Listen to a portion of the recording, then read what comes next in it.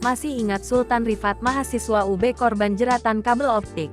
Begini kondisinya sekarang. Mahasiswa Sultan Rifat Al-Fatih, korban kecelakaan kabel menjuntai kini masih menjalani perawatan dari kelumpuhan pita suara di Res Polri Kramat Jati, Jakarta Timur. Jumat tanggal 29 September tahun 2023. Seperti diketahui Sultan Rifat terlibat kecelakaan, di mana lehernya tersangkut kabel fiber optik yang menjuntai di daerah Jakarta Selatan. Saat itu Sultan Rifat jadi sorotan dan perhatian banyak orang, termasuk Kapolri Listio Sigit dan Menko Polhukam Mahfud MD setelah ia menyurati Presiden Joko Widodo. Adapun peristiwa itu terjadi pada tanggal 5 Januari lalu sekitar pukul 22.30 waktu Indonesia Barat di Jalan Pangeran Antasari, Jakarta Selatan. Kejadian bermula saat Sultan sedang mengendarai sepeda motornya dengan kecepatan sedang dan tiba-tiba mobil jenis SUV berhenti di depan motor korban. Mobil itu berhenti karena ada kabel fiber optik yang melintang di tengah jalan. Sopir mobil SUV itu bergerak perlahan untuk melewati kabel fiber optik yang menjuntai. Pengemudi mobil itu disinyalir tak menyadari kabel tersebut menyangkut di bagian atap mobil. Karena terbuat dari serat baja, kabelnya tidak putus saat tertarik beberapa meter. Sementara, posisi Sultan yang tepat di belakangnya justru menjadi korban. Korban yang tak sadarkan diri kemudian mendapat pertolongan dari teman dan sejumlah pengguna jalan raya. Sultan lalu dilarikan ke Rumah Sakit Umum Pusat RSUP Fatmawati untuk mendapat pertolongan pertama. 9 bulan berlalu. Lantas bagaimana kondisi Sultan Rifat sekarang?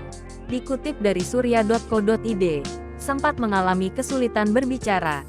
Kondisi Sultan Rifat yang kini dirawat di RS Polri Kramat Jati, Jakarta sudah mengalami peningkatan.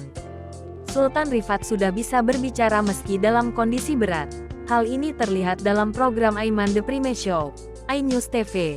Sultan yang ditemui presenter Aiman Wicaksono sudah mampu berbicara dengan suara yang sudah terdengar jelas. Pagi semuanya. Nama saya Sultan, katanya. Sultan mengakui, untuk bisa berbicara memang masih berat. Setelah itu di hadapan Aiman Sultan meminta izin untuk merekam suaranya. Saat ditanya apakah dia akan tetap melanjutkan kuliahnya, dengan mantap Sultan menjawab akan melanjutkan kuliah di Ilmu Pemerintah, Universitas Brawijaya Malang. Saat ditanya apa cita-citanya, Sultan mengaku bingung. Sebelumnya dia ingin menjadi seorang diplomat. Saat ini, apakah cita-cita itu akan terus digapai? Sultan mengaku bisa. Jangan menyerah. Kejar jadi diplomat, ujar Aiman menyemangati. Aman, jawab Sultan dengan tersenyum. Terpisah. Kepala RS Polri Kramat Jati, Brigjen Haryanto mengatakan, kondisi mental atau psikis Sultan yang sebelumnya terpuruk setelah kecelakaan dialami kini sudah membaik. Bukan tanpa sebab, sebelum kejadian Sultan yang merupakan mahasiswa Universitas Brawijaya itu diketahui termasuk pemuda yang aktif dan seorang atlet kriket. Tapi setelah lehernya terjerat kabel fiber optik Sultan bahkan kesulitan untuk berbicara, bahkan untuk bernapas, makan, dan minum dia harus menggunakan alat bantu medis. Haryanto menuturkan perkembangan Sultan secara fisik juga terpantau terus membaik. Terlihat dari berat badan Sultan yang sempat anjlok usai kecelakaan kini berangsur naik. Bila saat awal kecelakaan bobot tubuh Sultan anjlok dari 68 ke 46 kg karena tidak bisa makan dan minum dengan normal. Setelah dirawat berat Sultan naik menjadi 54,4 kg. Haryanto menuturkan pihaknya kini juga mulai memberikan terapi berbicara kepada Sultan. Karena akibat kecelakaan dialami pita suara ikut terdampak sehingga perlu dilakukan terapi.